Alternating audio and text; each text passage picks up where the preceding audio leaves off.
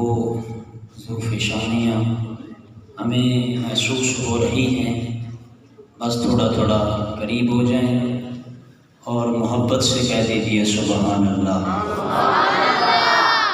شاہوں سے ملا ہے نہ تونگر سے ملا ہے، شاہوں سے ملا ہے نہ تونگر سے ملا ہے، اللہ کا عرفان تیرے در سے ملا ہے۔ اوروں کو ملا ہے تو مقدر سے ملا ہے، ہم کو تو میرے آقا مقدر بھی تیرے در سے ملا ہے، ہم کو تو مقدر بھی تیرے در سے ملا ہے۔ حضرات گرامی قدر، وقت کی نزاکتوں کو بھی پیش نظر رکھنا ایک لازمی عنصر ہے۔ اللہ کریم ہماری حاضریاں قبول فرمائے۔ میں آج کی خوبصورت بزم سجانے پہ الکرم فرینڈز جلال جٹا زون کے جملہ کارکنان کو ہدیہ تقریب پیش کرتا ہوں، اور شکریہ کے لیے میں دعوت دیتا ہوں محترم المقام عزت مآب حضرت علامہ مولانا شہزاد عارف صاحب، آپ تشریف لائیں۔ نعرہ تکبیر، قبلہ ڈاکٹر صاحب تشریف لے آئے ہیں، استقبال کیجیے گا۔ نعرہ تکبیر، اللہ کے شیر بن کے نعرہ تکبیر، نعرہ رسالہ، نعرہ رسالہ۔ نبی کا جو غلام ہے، نبی کا جو غلام ہے، سیدی مرشد، سیدی مرشد، نعرہ رسالہ۔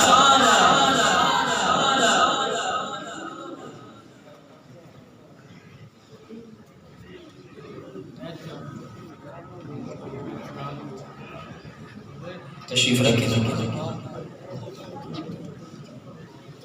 تمام احباب تشریف رکھیں۔ محترم المقام عزت مآب جناب حضرت علامہ مولانا شہزاد عارف چشتی صاحب آپ سے چند لمحے ماہ گفتگو ہوتے ہیں، آپ محبت سے سماعت کیجیے اور تھوڑا قریب ہو کے بیٹھ جائیں۔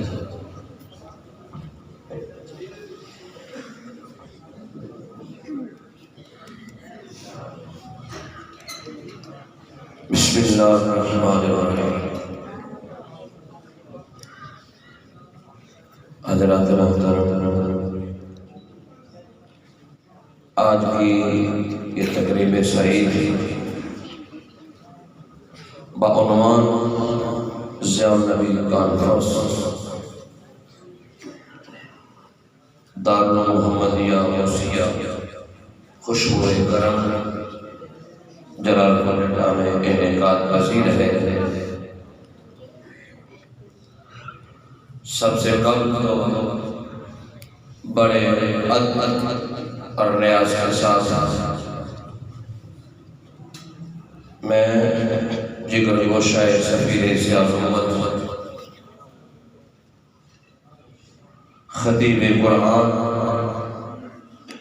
ڈاکٹر حافظ سید حامد فاروق شاہ صاحب زیب سجادہ آستان عالیہ بوگن شریف اپنی قیمتی مصروفیات سے چند لمحے ہماری التجا پر ہمارے لیے خاص کر کے تشریف لائے۔ اس بزم کو رونق بخشی میں دل کی عطا گہرائیوں سے آپ کی خدمت میں نذرانہ شکر پیش کرتا ہوں اور دعا کرتا ہوں اللہ تعالی ہر دن کے طلوع کے ساتھ، ہر روز کے طلوع کے ساتھ ہم سب کے اس سرمائے اللہ حفاظت عطا فرمائے۔ ماجد حسین شاہ صاحب، سید کرب حسین شاہ صاحب، سید ظہور جان شاہ صاحب، سید محمد قاسم شاہ صاحب، سید افتخار الحسن شاہ صاحب اور ہمارے شہر جلال جٹا کے تمام فضلاء اور علماء سے سینئر خطیب حضرت علامہ مولانا ثناء اللہ چشتی صاحب اس بزم کی رونق بنے۔ ہم سب مل کے دعا کرتے ہیں اللہ تعالیٰ سب کے علم و فضل میں برکت عطا فرمائے۔ اس کے علاوہ فتح پور سے، کوٹ میسر سے، رانے والا سیدہ سے، کھیوا حیات گار اور مغوال سے حضور سے علومت رحمۃ اللہ تعالی علیہ کے فیض کے افتگار علماء کرام کی قیادت میں قافلے تشریف لائے. ہم تمام احباب کو خوش آمدید بھی کہتے ہیں اور ان کی آمد پر ان کا شکریہ ادا کرتے ہیں. اور بالخصوص اللہ عزیز حافظ حیدر مامور صاحب پرنسپل دارالعلوم حاضہ اور الکم فرنٹ جناب پروجیکٹ نازم کے تمام ہم جو ہے کارکنان آپ سب کے خدمت میں اظہار تشکر پیش کرتے ہیں. اللہ تعالیٰ سب کو خیر و برکت عطا فرمائے. انہی چند الفاظ پر اپنے اظہار تشکر کو سمیٹتا ہوں اور یہی کہوں گا تیری نسبت میں سوارا میرا انداز ہے، میرا نہیں تیری نسبت سے سوارا ہمارا انداز ہے. ہم اگر تیرے نہ ہوتے ہو سکے دنیا جلا جلا جلا.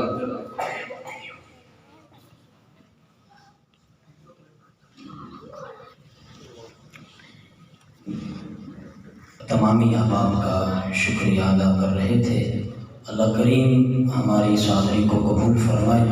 حضرات گرامی قدر پوری بزم کی رونق، پوری محفل کی جان اور ضیاء النبی صلی اللہ علیہ وآلہ وسلم کے عنوان سے سجی تجھ کو احتشام کے ساتھ آج یہ بزم اپنی پوری رونقوں اور برکتوں کے ساتھ رواں دواں ہے. اور جانے محفل رونق محفل قبلہ محترم المقام عزت مآب پیر طریقت راہبر شریعت صاحبزادہ والا شان جناب حضرت علامہ مولانا پروفیسر ڈاکٹر سید حامد فروخ شاہ صاحب بخاری دامت برکاتہ العالیہ، آپ ہمارے درمیان جلوہ فرما ہیں.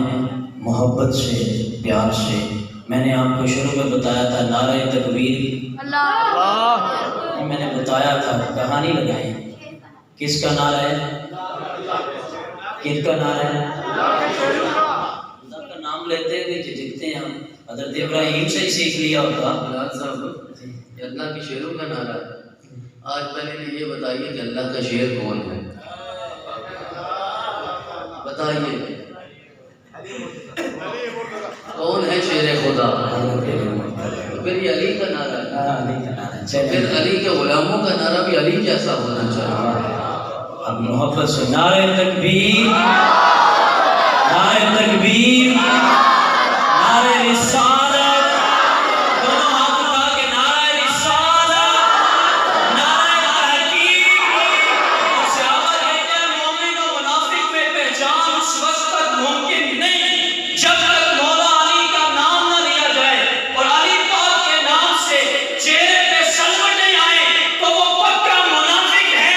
علی پاک کے نام سے چہرہ گلاب کی طرح کھل جائے مومن ہونے کی نشانی ہے. محبت سے آخر تک ہاتھ اٹھا کے نعرہ علی کا نام کمال کرتا ہے، علی کا نام کمال کرتا ہے، پیدا دل مومن میں جلال کرتا ہے. علی کا نام جھجک کر مت لیا کر، یہی وہ نام ہے جو رزق کو بحال کرتا ہے. نعرہ حیدری. علی کا عشق مقدر سوار دیتا ہے، علی کا عشق مقدر سوار دیتا ہے. علی کا بغض تو چہرے بگاڑ دیتا ہے. علی کا عشق مقدر سوار دیتا ہے، علی کا بغض تو چہرے بگاڑ دیتا ہے. اور تو اس کے ذکر کو ادنا سمجھتا ہے لعین جو ایک ہاتھ سے خیبر اکھاڑ دیتا ہے. نعرہ حیدری، نعرہ حیدری، الاسلام. الحمدللہ وکفا وسلام علی عباده الذین اصطفى خصوصا علی محمد المصطفى. اما بعد فاعوذ باللہ من الشیطان الرجیم. بسم اللہ الرحمن الرحیم. الا ان اولیاء اللہ لا خوف علیہم ولا هم یحزنون الذین آمنوا وکانوا یتقون. صدق اللہ العظیم. ان اللہ وملائکته یصلون علی النبی یا ایھا الذین آمنوا صلوا علیہ وسلموا تسلیما. درود پاک پڑھیں.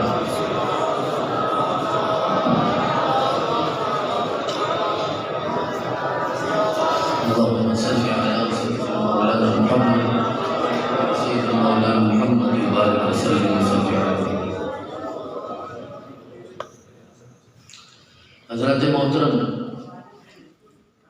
ابھی ابتدا میں علامہ بلال اکبر صاحب نے جو ابھی نعرہ لگایا، تو جب وہ اللہ کے شعروں کا تذکرہ کر رہے تھے تو فوراً توجہ سب سے بڑے شعر خدا پہ گئی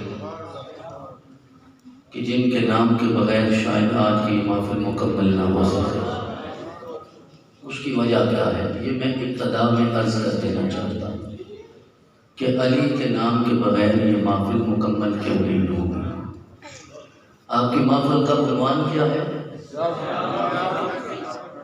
ضیاء النبی، اور ضیاء النبی کانفرنس اور باسلسلہ 11ویں شریف کی نسبت کس کے ساتھ ہے؟ اور یہ غوث اعظم کے ساتھ، اور کانفرنس کا عنوان کیا ہے؟ بس اس لیے میں نے چاہا کہ ابتدا میں یہ جملہ عرض کر دوں کہ نبی سے غوث اعظم تک پہنچنے کا ذریعہ اللہ نے علی کو بنایا۔ نبی سے غوث اعظم تک پہنچنے کا ذریعہ اللہ نے علی کو بنایا ہے، کیونکہ عبد القادر حسنی بھی ہے، عبد القادر حسینی بھی ہے۔ تو حسن اور حسین نہ ہوتے، حسن حسین نہ ہوتے اگر علی نہ ہوتے۔ علی کے ہونے سے حسن ہوئے، علی کے ہونے سے حسین ہوئے، پھر اسی حسن سے عبد القادر ہوئے، اسی حسین سے عبد القادر ہوئے۔ گویا دین کا فلسفہ یہ ہے، تمہیں بالآخر غوث اعظم سے ہو کر خدا تک پہنچنا ہے، تو خدا تک پہنچنے کا ذریعہ یہ ہے کہ غوث اعظم سے علی المرتضیٰ، علی المرتضیٰ سے محمد مصطفیٰ، محمد مصطفیٰ سے پھر محمد کا خدا۔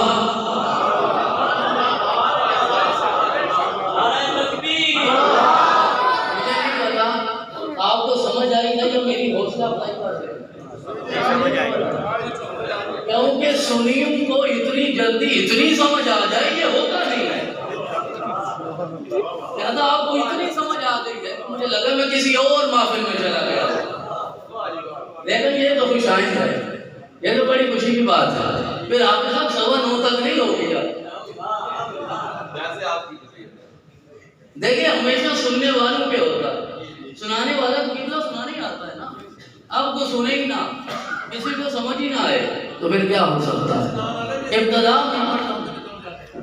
ابتدا میں یہ فلسفہ لیجیے، لوگ اعتراض کرتے ہیں کہ غوث اعظم سوائے خدا کے کوئی اور نہیں۔ غوث کہتے ہیں مددگار، حاجت روا، داد رس، تو سب سے بڑا غوث اعظم خدا ہے، کوئی اور نہیں۔ ہم انہیں یہ کرنا چاہتے ہیں کہ ہم غوث اعظم کو خدا نہیں سمجھتے، ایسا ہی ہے۔ میرا تو غوث وہ ہے، لیکن بات سمجھنے والی یہ ہے غوث کا بھی تو کوئی غوث ہوتا ہے کہ نہیں ہوتا؟ میں آپ کے سامنے بڑا معتبر بن کے بیٹھا ہوں، یہیں ابا جی آ گئے تو میرا کیا بنے گا؟ وہ تشریف لے آئے، قبلہ پیر صاحب آ جائیں، میرا شریف سے آ جائیں، وہ تشریف فرما ہوں، سیال شریف والے آ جائیں، وہ بیٹھے ہوں تو انسا شریف والے آ جائیں۔ اس کا مطلب ہے آپ کا پیر آپ کے لیے سب سے بڑا ہی ہوتا ہے، لیکن آپ کے پیر سے بھی کوئی بڑا پیر ہوتا ہے کہ نہیں ہوتا؟ ہوتا ہے نا؟ تو جب پیر سے بڑا پیر ہوتا ہے، استاد سے بڑا استاد ہوتا ہے، خطیب، یہ سارے بیٹھے نوری صاحب کی شاگرد، سارے کیوں صاحب؟ آپ سب سے بڑے ہیں، ہم چھوٹے چھوٹے، نوری صاحب کی شاگرد ہو گئے جی، لیکن نوری صاحب کا بھی تو کوئی استاد ہوگا یا نہیں ہوگا؟ ہوگا؟ نوری صاحب کے استاد کا بھی تو مراد آباد میں استاد ہوگا یا نہیں ہوگا؟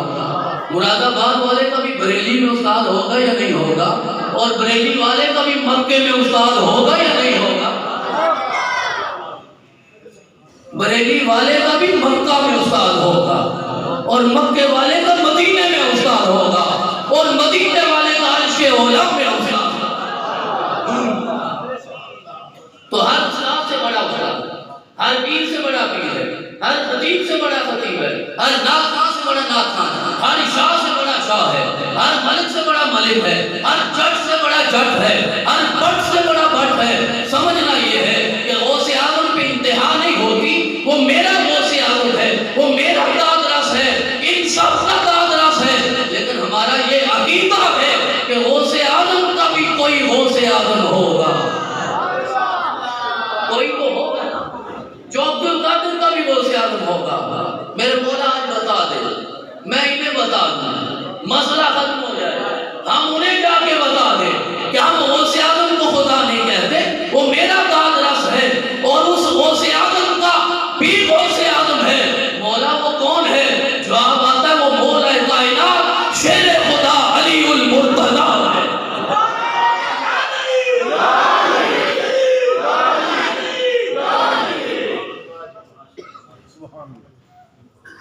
لیکن اب اس سے اگلا سوال ہے، علی کا بھی تو کوئی غوث اعظم ہوگا، کیا علی سے بڑا کوئی؟ ہم وہ نہیں ہیں جو علی کو سب سے بڑا سمجھتے ہیں، یہ بھی آج واضح ہو جائے، آج بالکل واضح ہو جائے، ہم وہ نہیں ہیں۔ میں ہاتھ جوڑ کے کہتا ہوں جو علی کو سب سے بڑا کہتے نہیں، علی سے بھی کوئی بڑا ہے، علی کا بھی کوئی غوث اعظم ہے۔ مولا بتا غوث اعظم کا غوث اعظم علی المرتضی، تو پھر اس کا غوث اعظم کون ہے؟ جواب آتا ہے غوث اعظم عبد القادر، غوث اعظم کا غوث اعظم علی المرتضی، اور غوث اعظم کے غوث اعظم کا غوث اعظم محمد مصطفیٰ۔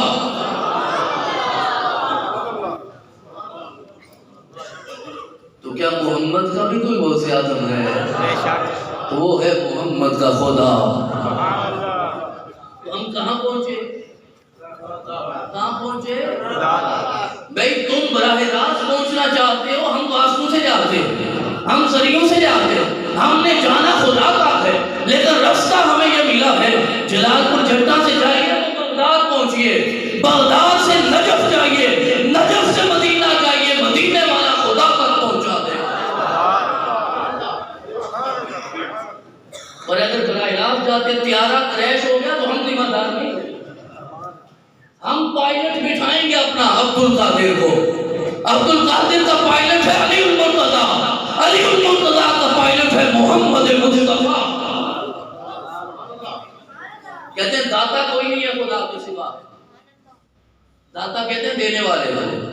بھائی ہم مانتے ہیں وہ میرا داتا ہے نا، تو داتا کا بھی تو کوئی داتا ہوگا، تو کون ہے داتا کا داتا؟ کون ہے داتا کا داتا؟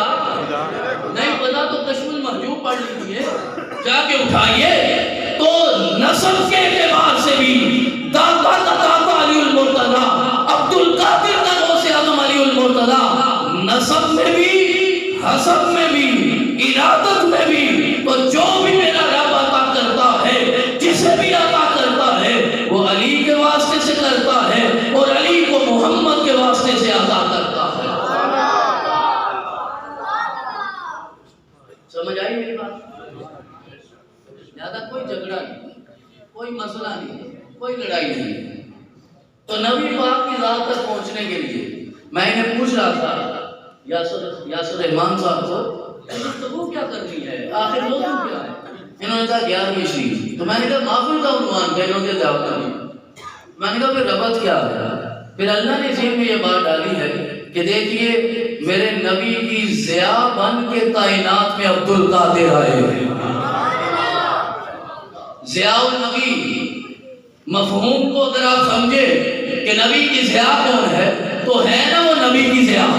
جب وہ بغداد کے منبر پہ خطاب کرتا تھا، 70,000 کا مجمع سنتا تھا، ادھر مفسر بھی ہوتے، محدث بھی ہوتے، سیرت نگار بھی ہوتے، فقیہ بھی ہوتے، مجلس میں بیٹھا ہوا کوئی بندہ اگر سو جاتا تو اس کے خواب میں میرے آقا تشریف لے آیا کرتے تھے۔ تو عبد القادر کو میرے رب نے مصطفیٰ کے اوصاف کا مظہر بنا کے بھیجا، مظہر اوصاف مصطفیٰ بن گیا، مظہر اوصاف مصطفیٰ۔ میرے آقا کی آمد سے پہلے زمانہ خوشخبریاں دیتا رہا، وَرَفَعْنَا لَكَ ذِكْرَكَ رفعنا کا کیا معنی ہے؟ استاد سرکو نام سیبوے زمان. ملک صاحب رفعنا کون سا سیکھا؟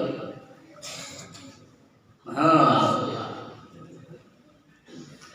یہ ہے ماضی. رفعنا کا مطلب ہے میرا رب کہتا ہے ہم نے بلند کر دیا. مولا ذکر تو ہم آج کر رہے ہیں نا یہاں بیٹھ کے. آیت 1500 سال پہلے نازل ہوئی تو نے یہ کیوں کہہ دیا ہم نے بلند کر دیا؟ ذکر جو بعد میں ہونا ہو اس کے لیے مضارع کا صیغہ ہوتا ہے, مستقبل کا صیغہ ہوتا ہے.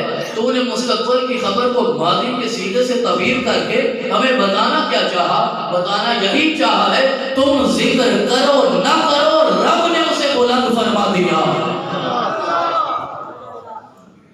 ورفعنا لك ذکر. آدم آئے تو رسول اللہ کی بشارت دینے کے لیے, ابراہیم آئے رسول اللہ کی بشارت دینے کے لیے, اسماعیل آئے رسول اللہ کی بشارت دینے کے لیے, اسحاق آئے رسول اللہ کی بشارت دینے کے لیے, موسیٰ آئے رسول اللہ کی بشارت دینے کے لیے, عیسیٰ آئے رسول اللہ کی بشارت دینے کے لیے. یہ سارے رسول اللہ کی بشارت دینے کے لیے آئے. مظہر اوصاف مصطفیٰ بنا کر میرے رب نے عبد القادر کو بھیجا. انبیاء سارے آئے ہیں اس لیے کہ وہ محمد رسول اللہ کی آمد کی بشارت دے, اور سارے اولیاء اس لیے آئے ہیں کہ وہ عبد القادر کی آمد کی بشارت دیتے رہے. آپ کا زمانہ پایا ہے حضرت شیخ ابو احمد عبداللہ, لیکن آپ کی آمد سے پہلے جس مجلس میں بیٹھا کرتے تھے باپ ارشاد فرماتے میں تمہیں یہ خوشخبری دینے لگا ہوں کہ میرے بعد اللہ کا ایک ولی آئے گا اور وہ یہ اعلان کرے گا قدمی ھذا علی رقبۃ کل ولی اللہ. میرا قدم ہر ولی کی گردن پہ کس کا قدم ہے؟ کس کا قدم ہے؟ غوث اعظم کا ہے. تو غوث اعظم کی گردن پہ کس کا قدم ہے؟ مولا کائنات کا. تو مولا کائنات کی گردن پہ کس کا قدم ہے؟ کوئی لڑائی نہیں. تو آپ کی آمد سے پہلے بشارات کا یہ سلسلہ وہ ایک میثاق نبوت ہوا تھا. وَإِذْ أَخَذَ اللَّهُ مِيثَاقَ النَّبِيِّينَ لَمَا آتَيْتُكُم مِّن كِتَابٍ وَحِكْمَةٍ ثُمَّ جَاءَكُمْ رَسُولٌ مُصَدِّقٌ لِّمَا مَعَكُمْ لَتُؤْمِنُنَّ بِهِ وَلَتَنصُرُنَّهُ. نبی کے لیے میرے رب نے میثاق نبوت لیا ہے اور عبد القادر کے لیے میرے رب نے میثاق ولایت لیا ہے.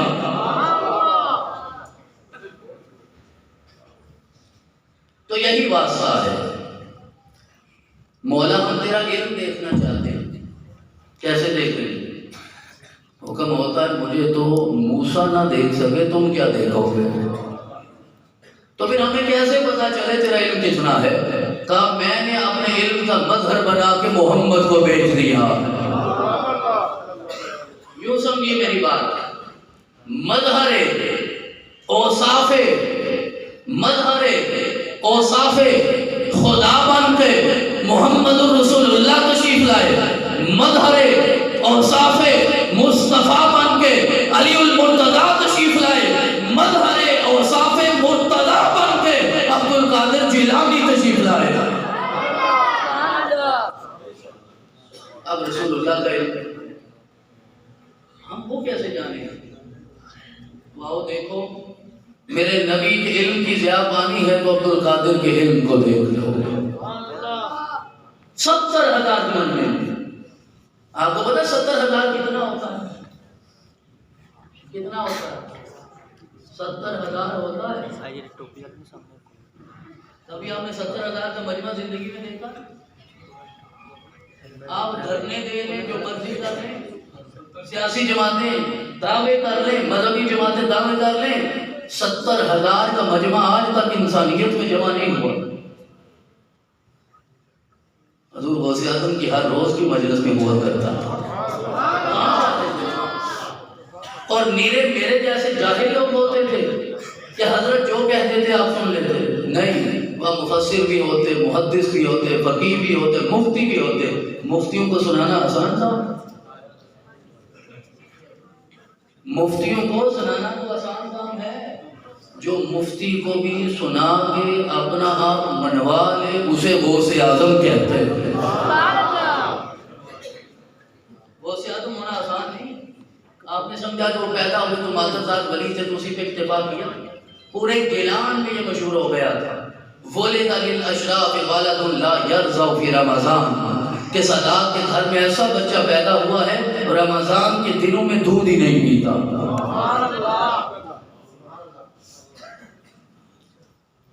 پیدا ہوتے کرامت کا ضرور، لیکن اس کے باوجود آپ نے علم لدنی پہ اکتفا نہیں کیا۔